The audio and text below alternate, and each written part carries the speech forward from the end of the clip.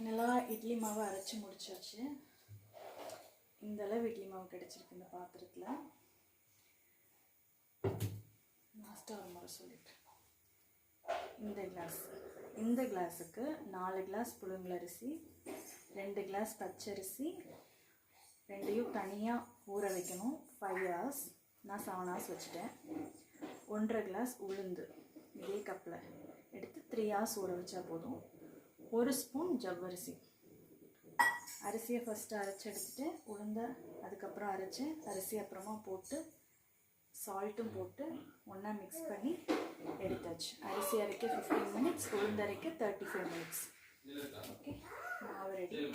இது ஃபுல்லாக பொங்கி ஊற்றிடும். அப்படியே வச்சா தேவையான அளவு மட்டும் வேறு ஒரு பாத்திரத்தில் எடுத்துகிட்டு மிச்சத்தை ஃப்ரிட்ஜில் வைக்கணும்.